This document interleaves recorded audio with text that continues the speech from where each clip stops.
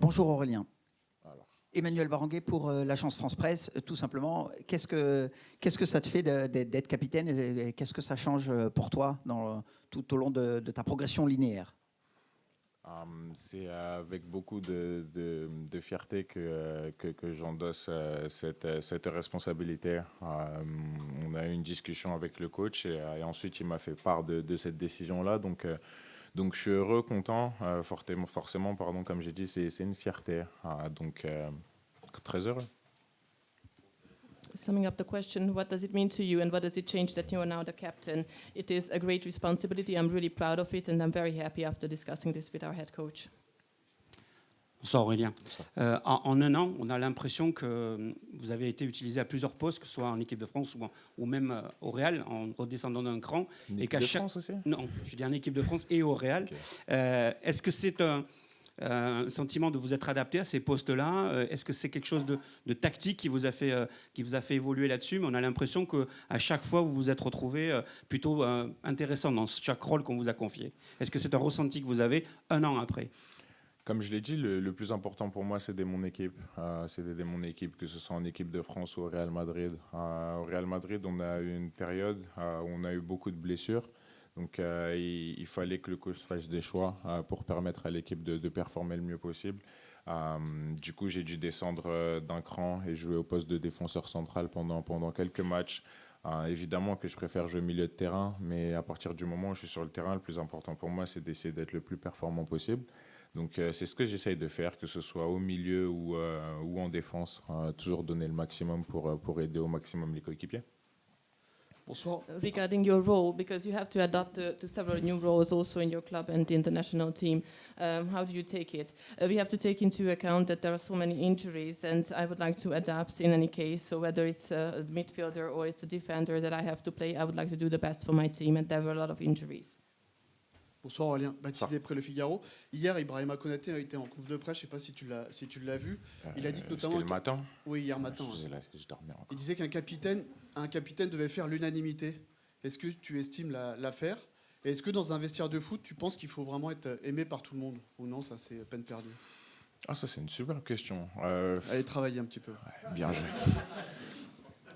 Faire l'unanimité, je ne sais pas. Qu'est-ce que ça veut dire faire l'unanimité à la fin? Je pense que le plus important, c'est d'avoir tous la même idée, c'est-à-dire de gagner le match, d'être le plus performant possible. Après, forcément, dans une équipe, il y a des affinités, il y a des personnes avec lesquelles on s'entend peut-être un petit peu mieux, mais le plus important, c'est que tout le monde se respecte. Dans une équipe de foot, il y a énormément de monde, donc forcément, comme je l'ai dit, il y a des affinités. Maintenant, les leaders, il y a des leaders à différents niveaux, que ce soit sur le terrain, leader technique, leader par la voix, aussi leader par l'exemple. Donc, à partir du moment où on remplit au moins une de ces cases, ça va. On peut être aimé par tout le monde dans un vestiaire? Oui, il y a des gens qui sont aimés par tout le monde dans un vestiaire, il y en a d'autres qui sont peut-être aussi moins aimés. C'est comme dans une entreprise, c'est comme dans la vie de tous les jours, mais il n'y a pas de problème par rapport à ça. Après, il faudra demander aux autres, c'est pas à moi qu'il faut demander. The question regarding the acceptance of the captain, whether it has to be unanimous and whether it has to be loved by everyone. What do I do with the unanimity? There are, of course, the ideas that we have to follow and we have to take care of our performance. And there are people that we have more predilection for and others that we don't. But we have to respect each other. And it's just like in a company. And we have to serve as a role model in the role of a captain. Bonsoir Aurélien, Xavier Montferrand de Radio France. Il y a eu les retraites évidemment de Lloris, de Varane, d'Olivier et maintenant d'Antoine. Est-ce que tu as l'impression, toi, qu'il y a une page qui se tourne vraiment en équipe de France, ou est-ce que c'est nous qui avons cette impression, ou est-ce que vous aussi, vous avez l'impression qu'il y a un peu de nouveau, quoi? Une page qui se tourne, je ne sais pas. C'est sûr qu'il y a une génération qui arrête au fil du temps, une génération dorée qui a énormément fait pour l'équipe de France. Maintenant, il y a aussi une nouvelle génération qui est en train d'émerger. C'est la nôtre. Il va falloir aussi qu'on prenne de plus en plus de responsabilités sur le terrain, qu'on gagne, qu'on essaye de gagner des titres et qu'on essaye aussi d'écrire notre histoire à notre tour. Do you have the impression that with the retirement of older players, there is a page turning in the history of the national team? I don't know if we have to speak about this, but there's certainly a generation that is stopping now and withdrawing more. But of course, we have to also concentrate on the new generation that is emerging, and we have to write our history these days, and we have to concentrate on winning just like we always did. Good evening, Orléans. What are the challenges of playing an opponent which I would imagine you don't know the players that well, they don't compete at the levels that you compete in your everyday club? Is it difficult to play an unknown opponent? In English? Yeah. I think for us as a player, the most important thing is also about us. It's not about the opponent. We just have to play at our best level. And then, of course, every time we will face great opponents because we are playing professional level. So for sure, we are going to play against a great Israel team. But at the end of the day, I feel like we have to focus on ourselves with our strength and make sure that everybody is ready to perform the best level. Introduction. Bonjour Aurélien, Hugo Delon, du journal L'Équipe. Pendant l'Euro, lors d'une conférence de presse, vous nous aviez dit que Mike Maignan avait un rôle important dans l'équipe en expliquant que quand il parlait, c'était quelqu'un qui était très écouté. Est-ce que de ce point de vue-là, ça vous a surpris, vous, d'être nommé, alors que beaucoup de gens imaginaient que ce serait Mike, que vous connaissez particulièrement bien, qui serait nommé? Est-ce que ça vous a surpris? Est-ce que vous en avez parlé ensemble ensuite? Est-ce qu'il était déçu de cette décision? Merci.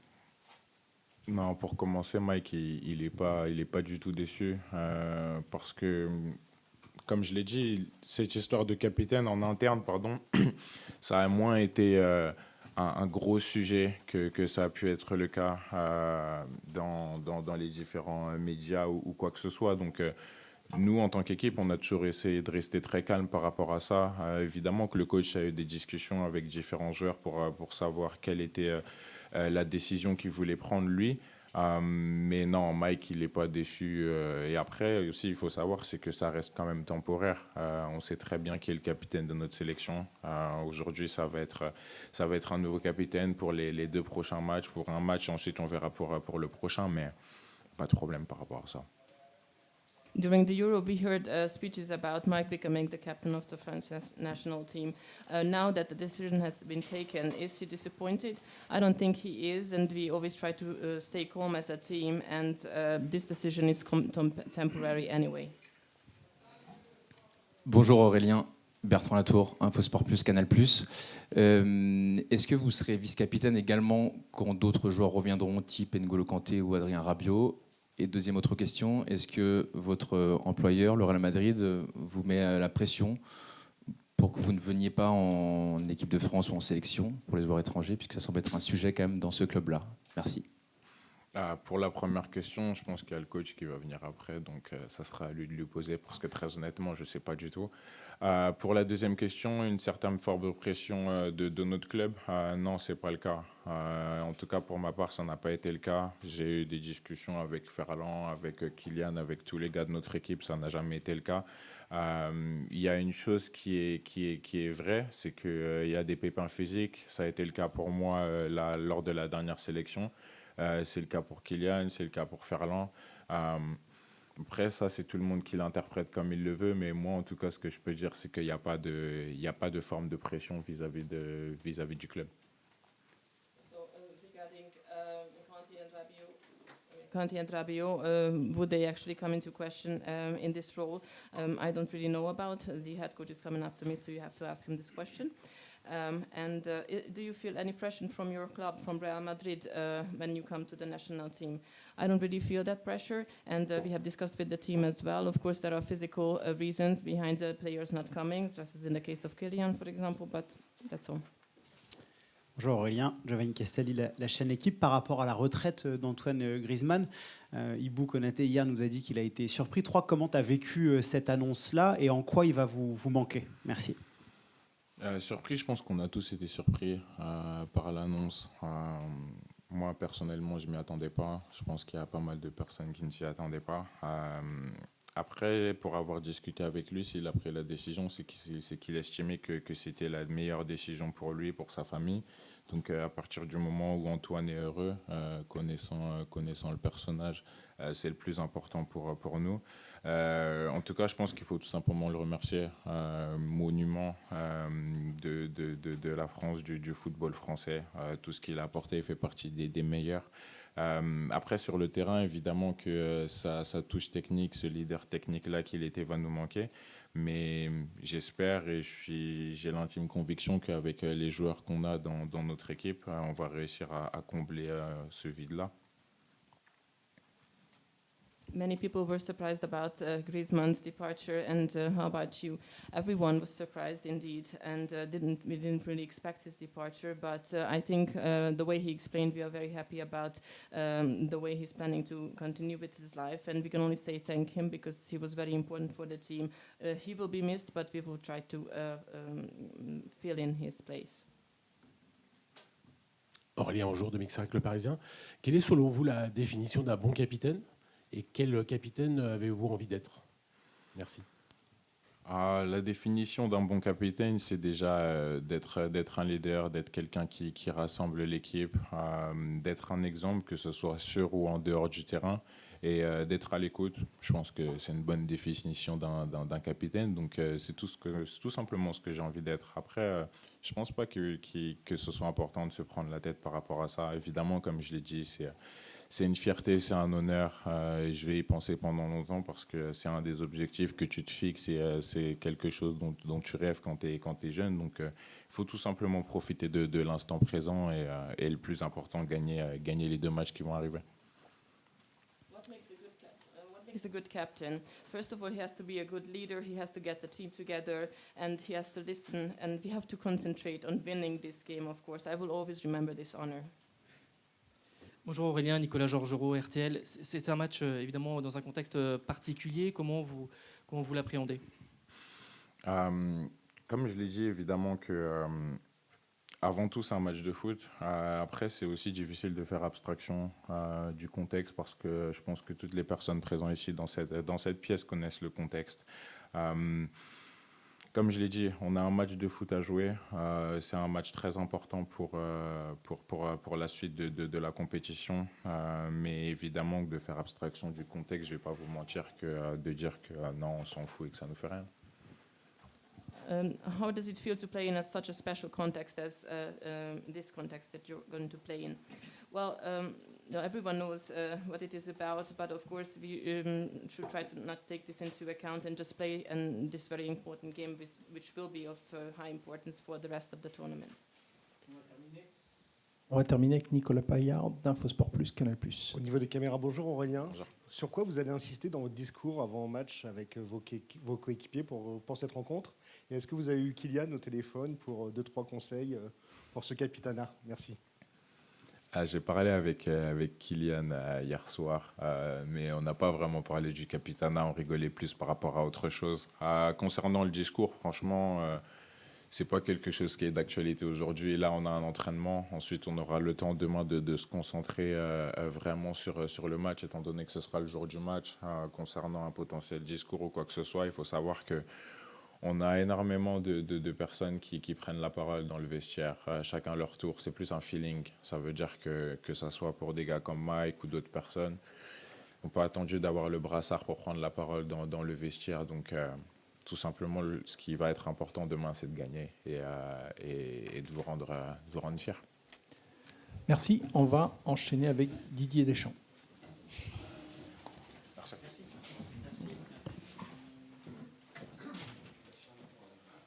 I'm still summing up that question. So did you speak with Kylian recently? And yes, I was on the phone with him last night, and we didn't really speak about the role of the captain, but about other things. And the most important thing for everyone is to win this game. And there will be so many people who take on the floor and give an advice instead, like Mike, for example, in the cloakroom tomorrow.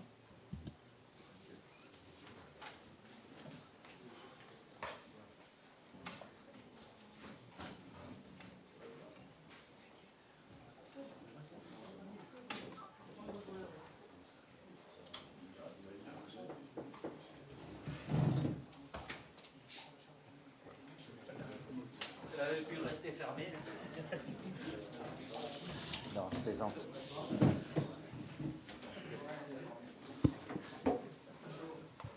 Bonjour. Bonsoir.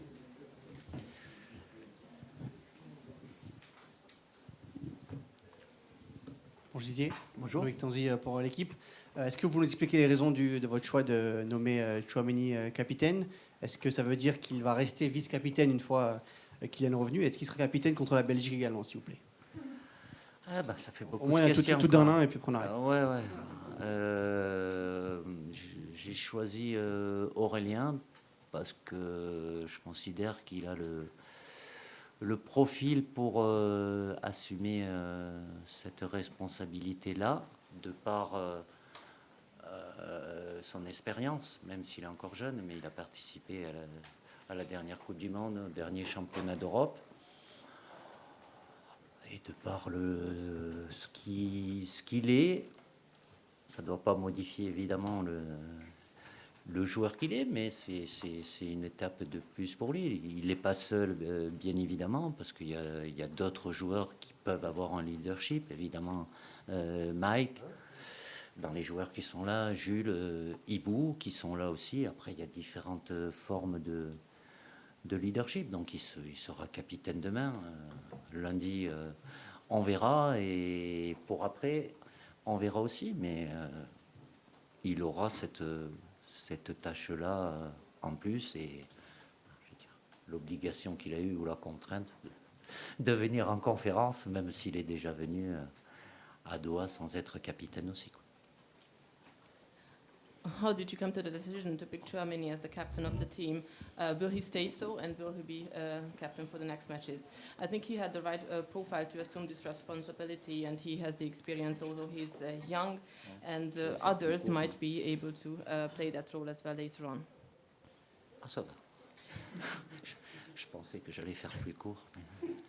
Bonjour Didier. Benjamin Corrèze pour Le Parisien. Oui. Vous avez été amené plusieurs fois à prendre la défense de Randal Colomoni ces derniers mois, qui traverse une nouvelle période compliquée avec le PSG. Quelle lecture vous faites de la situation et comment on fait avec un attaquant comme lui qui pourrait avoir un déficit de confiance pour s'assurer qu'il reste efficace comme il a été sur les derniers rassemblements? Merci. Écoutez, Randal a une situation, oui, qui n'est pas idéale avec son club, dans son quotidien, qui n'est pas facile certainement. Après, je ne vais pas rentrer dans ce qui ne me concerne pas et son quotidien. Avec nous, il fait beaucoup de bonnes ou de très bonnes choses, avec une bonne efficacité, évidemment qui garde ça, même si c'est pas l'idéal, mais c'est arrivé tellement souvent, et avec pas mal de joueurs, et non des moindres, d'avoir des situations plus compliquées dans leur club, et ça ne les empêchait pas d'être performants avec l'équipe de France. Après, ça sera à lui, s'il a besoin d'avoir une réflexion, mais évidemment que c'est pas l'idéal dans son quotidien, de part, même s'il y a beaucoup de matchs. J'ai beaucoup de matchs, des matchs tous les 3 jours, mais il n'est pas certainement dans le même état psychologique qu'il peut être quand il est avec nous en équipe de France.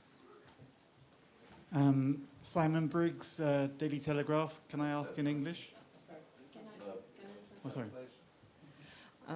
Regarding Randal, who has some difficult times at PSG, well, he's still doing good things for the national team. It happens to all kinds of players, and doesn't have to be the worst players that have hard times in their clubs. So he plays a lot of games, and he's still performing well in our national team.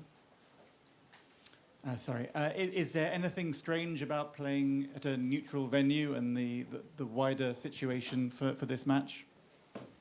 Ce qu'il a dit, le monsieur. Sur la situation par rapport au match. Oui, bien évidemment. Il faut faire en sorte que ça reste un match de foot.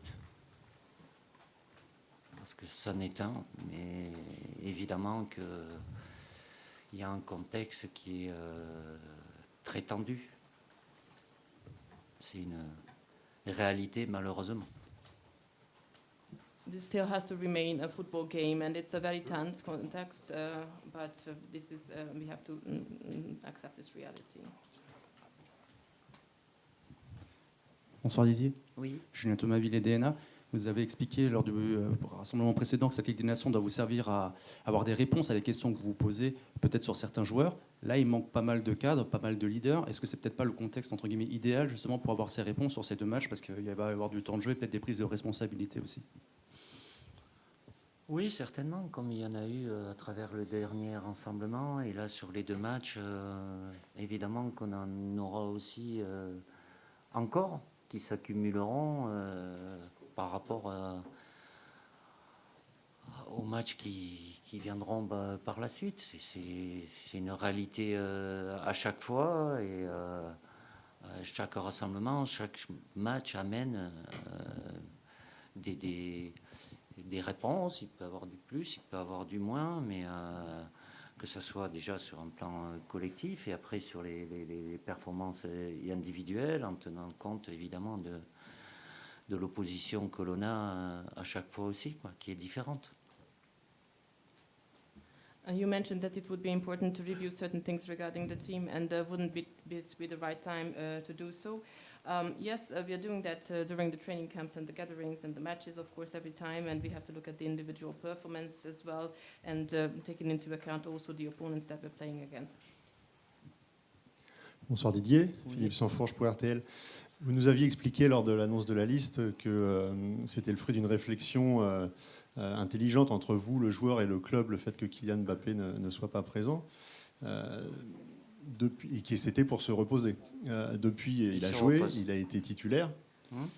Est-ce que ça rompt un petit peu le rapport de confiance que vous aviez pu établir avec le club? Est-ce que vous n'avez pas la crainte que ça puisse faire jurisprudence et que le rapport de force qui est déjà compliqué depuis maintenant longtemps entre les clubs et les sélections puisse s'entamer encore un petit peu plus suite à cet exemple-là? Écoutez, c'est une réalité. Après, déjà, j'ai déjà répondu, mais je vais le faire encore là. Aujourd'hui, voilà, l'employeur du joueur, c'est les clubs. Hein. Comme vous avez un employeur, et si on vous dit de faire une interview de X ou d'Y, de vous poser la question, vous le faites, ou si vous ne le faites pas, voilà, donc le pouvoir. Mais il y a une période internationale, c'est fait pour ça, on est dans une période internationale. Qui? On est dans une séquence internationale. Oui, non, mais je veux dire que les clubs ont toujours eu ce pouvoir, parce que c'est pas les fédérations qui payent les joueurs, ça c'est factuel. Après, de tout temps, l'intérêt des sélections et l'intérêt des clubs, ils peuvent être communs, sauf à un moment où il y a des matchs. Aujourd'hui, le fait que les clubs soient attentifs, je ne vais pas dire réticents, mais de par les calendriers qu'ils ont, c'est pas spécifique au Real Madrid, c'est pas que Kylian. Quand vous voyez le nombre de blessés ou le nombre de joueurs qui ne vont pas avec leur équipe nationale pour différentes raisons, est-ce que c'est une bonne chose pour les sélections? Non. Après, c'est pas d'aller de pouvoir ou contre pouvoir. Moi, je fais en sorte, avec les éléments que j'ai au moment où, quand je vous ai parlé jeudi de la liste, une situation qui peut évoluer aussi. L'important, moi, c'est d'avoir l'échange avec les joueurs, parce que je ne suis pas là pour mettre le joueur en porte-à-faux entre son club et puis la sélection. C'est déjà arrivé aussi que je ne prenne pas des joueurs et qui puissent jouer, ou l'inverse, qui ne viennent pas et puis qui vont jouer le match après la trêve internationale. Je ne suis pas fixe avec le Real Madrid, et c'est bien au contraire. Et c'est pas après les discussions que je peux avoir avec les joueurs, oui, il y a une attention encore plus importante des clubs par rapport à les situations de leurs joueurs qui sont amenés à jouer en équipe nationale. C'est un pouvoir qu'ils avaient, il n'est pas moins fort aujourd'hui, bien évidemment. C'est long, là. Regarding your squad, when you made the selection for your squad, you said that you discussed with the club, with the player, and of course you reflected yourself, and this is how you decided that Kylian, for example, wouldn't participate. Wouldn't that be a precedent for the future in your relation to the club, to Real Madrid, and his participation? Well, let's not forget, as I've already said, that the club is the employer of the players, and they have this kind of power, and they pay special attention to their presence in the national team as well. Sometimes the objectives are the same, but sometimes there are games, and we have to see the importance, and we have to always exchange. And I don't want to put the players into conflict with the clubs. There are decisions sometimes against them coming, for them coming. So the clubs are not paying special attention. Oui, bonjour Didier, Baptiste Després, Le Figaro. Pour revenir sur Kylian, il y a un mois après la Belgique, je ne sais pas si tu te souviens, tu disais non à la possibilité de le faire souffler, que ce soit Antoine ou Kylian. Qu'est-ce qui s'est passé concrètement en un mois? Est-ce que c'est uniquement sa blessure? Et qui finalement a pris la décision finale? Merci. Pour Kylian, Antoine, oui. Vous savez que c'est lui qui a pris la décision, donc je ne vais pas revenir là-dessus, bien évidemment. Kylian, c'est sa situation. Au moment où j'ai à prendre la décision, c'est moi qui prends la décision, bien évidemment, avec les éléments dont je dispose. Alors certes, il a joué le match du week-end, pas en entier, en n'étant pas à 100% non plus, bien évidemment. Est-ce que c'est bien pour le joueur? Est-ce que c'est bien pour l'équipe de France? Voilà, c'est ça, je pense pas. Et après, c'est à travers les discussions. Il n'y a pas eu de demande, mais la décision, c'est à moi de la prendre, comme à tout sélectionneur, en ayant des éléments le jour où je la prends qui peuvent évoluer dans un sens ou dans l'autre. Regarding Kylian and Antoine, how were the decisions taken? Was it them or was it you who took the decision? Is it Kylian only because of his injury that he's not coming? Antoine, he took his decision himself, and we accepted it. And Kylian, it was because of his situation. All things considered, I took the decision after this, and he already played a match. He wasn't 100%, so I have to take into account all of the elements. Bonsoir Didier, Jean-Laurent Ségué d'RMC Sport. En septembre, tu avais évoqué le fait que cette Ligue des Nations allait te permettre de voir des joueurs, de modifier. Ça a été le cas et c'est toujours encore le cas aujourd'hui. Jeudi, tu as employé le mot oxygéner cette équipe pour les 2 matchs. Ça va permettre. Jeudi, non, c'est vous qui l'utilisez beaucoup. Je l'ai dit en septembre. Oui, donc. Mais il y en a beaucoup qui le reprennent. Mais tu restes là-dessus quand même, on est d'accord sur ce terme-là, oxygéner. Est-ce que tu considères que c'est une nouvelle ère pour toi aussi et pour l'équipe qui débute un petit peu quelque part demain contre Israël et ensuite contre la Belgique? C'était déjà le cas sur le rassemblement de septembre, qui est pas, c'est pas les mêmes données. Je vous l'ai déjà dit, mais des fois vous m'écoutez pas ou mal. Oui. Voilà, en septembre, la situation des joueurs, il n'y avait quasiment aucun joueur qui était à 100%. De par ce qu'ils avaient eu avant, donc de 2 matchs, 2 gros matchs en 3 jours,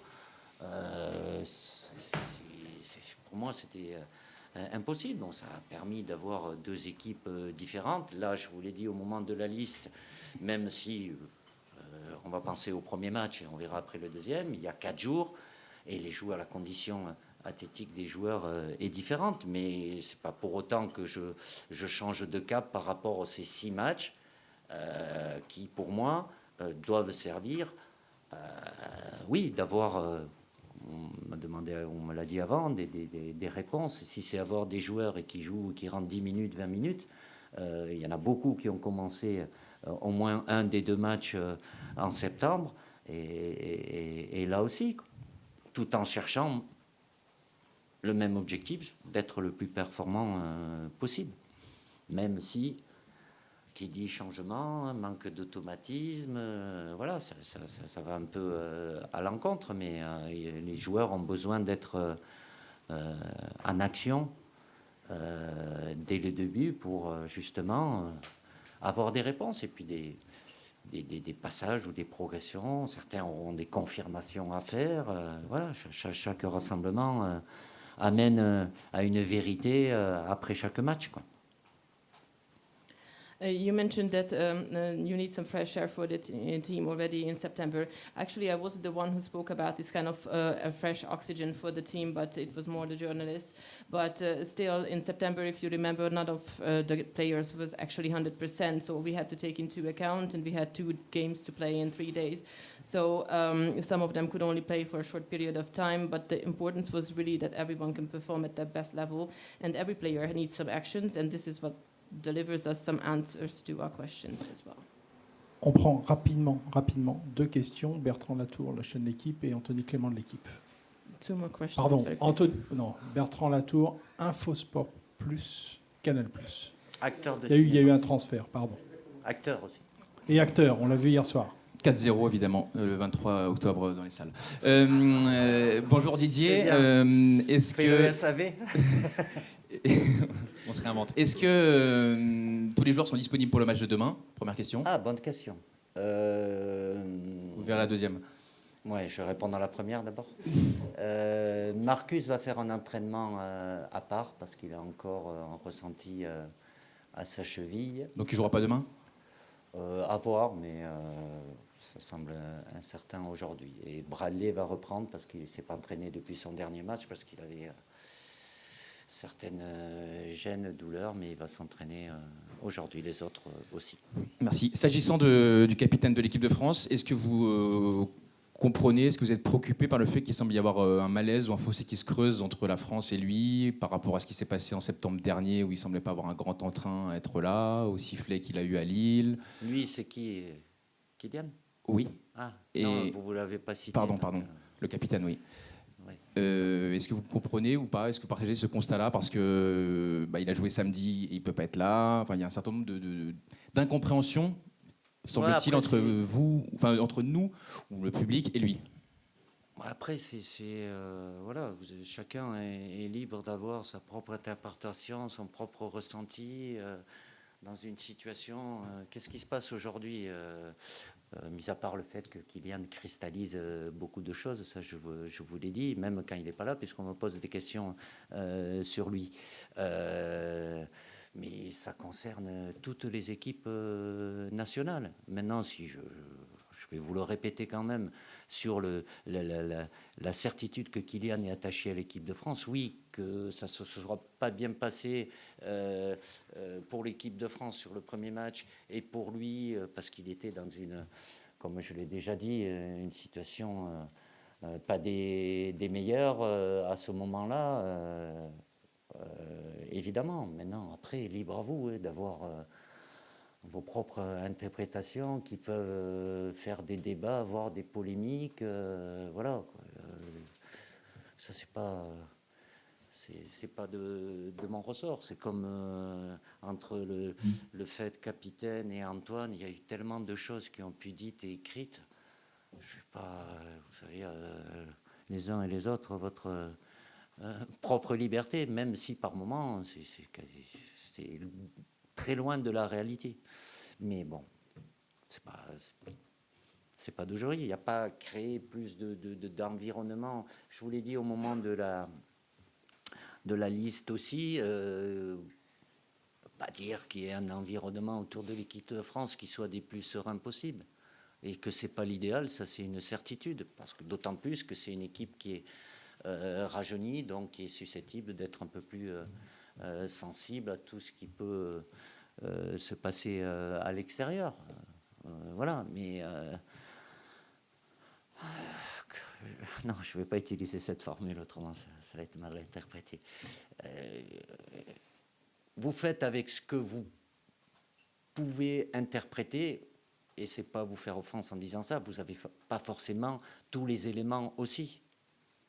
Donc à partir de là, et puis d'une même phrase, vous êtes 4 personnes, vous pouvez avoir 4 interprétations différentes. Mais quand il est conspué à Lille, c'est pas les médias, c'est les Français. Oui, mais il est conspué à Lille, il vient avec quoi? Il joue pas à Lille, hein. Il vient avec quel maillot, quoi? Est-ce que c'est vous? Alors ça veut dire que dans ton ressenti, tu interprètes ça par rapport à l'équipe de France. Mais là, c'est pas l'équipe de France qui joue, c'est le Real Madrid. Et ils vont l'applaudir, les supporters lillois. Ils vont applaudir, oui, parce qu'il est français, mais c'est un adversaire aussi. Après, je ne dis pas que tu as tort ou que tu as raison, Mais c'est une interprétation qui a lieu d'être ou pas. Regarding the players' Ça ne availability. va pas les intéresser, ça, je pense. Enfin, Should comme I? vous voulez. Si vous voulez. No, just very briefly. Everyone can have their own interpretation Pardon. regarding Kylian's missing from the team, and everyone is likes to reflect on that. But that necessarily doesn't have a very good impact on the team, which is a young team now and is subject to all of the influences from the outside. Bonjour Didier, Anthony Clément de l'équipe. Une question sur Théo Hernandez pour changer un peu. C'est un joueur qui a perdu des amis dans l'équipe. Est-ce que c'est du coup une période plus compliquée à gérer pour lui? Qu'est-ce que vous pensez de ses dernières prestations? Est-ce que vous pensez qu'il a déjà été plus saignant physiquement? Il a eu un début de saison plutôt compliqué. J'en avais parlé déjà au dernier Charles pour différentes raisons qui l'ont amené à pas jouer tous les matchs. Donc forcément, il a dû rattraper un petit peu. Et de par les résultats qu'obtient son club, voilà, il a été mieux, forcément, il le sait. Et de par ses performances aussi. Non, il est heureux d'être en équipe de France, évidemment. Et c'est valable, comme souvent, pour tous ces joueurs qui sortent de périodes un peu difficiles avec leur club. Donc d'avoir un environnement qui connaît bien, mais oui, c'est pas sa meilleure période. Est-ce que c'est lié? Certainement, il a une responsabilité aussi, forcément, après, à plein de choses peut-être qui ont été modifiées, et surtout les résultats de son club au quotidien qui ne sont pas ceux attendus, quoi. Même si lui, à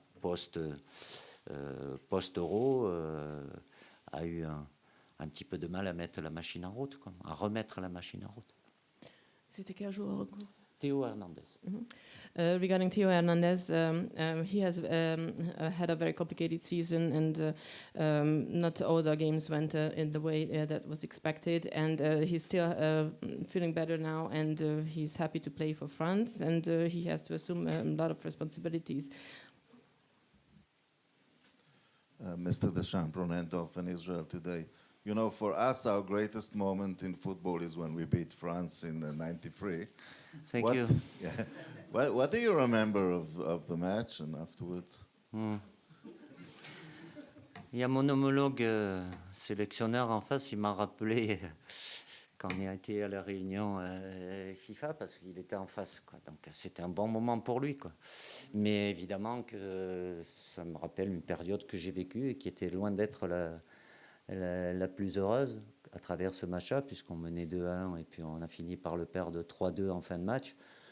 Et puis le match qui a suivi derrière et qui aussi nous a privés de participer à la Coupe du Monde 94 devant la télé, d'autant plus que celle de 90, on l'avait déjà vue devant la télé. Donc heureusement pour moi et cette génération, qu'en 98 ça s'est mieux passé, mais bon, ça remonte à longtemps en arrière. Mais oui, je ne m'en rappelle pas dans des détails, mais évidemment, c'est un très bon souvenir pour Israël. Pour nous, c'est un souvenir plus douloureux. What do you think about Lance? Oh, okay. So the question was in English. So yes, it wasn't a very good remembrance for France, not in the same way as it was for Israel. My colleague, the head coach of Israel, just touched upon this as we entered here, and I think that generation was not something that we are remembering very happily, and we didn't make it to the World Cup back then. But of course, I don't remember all the details. Bon, c'était pas tout à fait ça, mais Stéphane vous rectifiera. Merci. Entraînement en 17h45, ouvert le premier quart d'heure.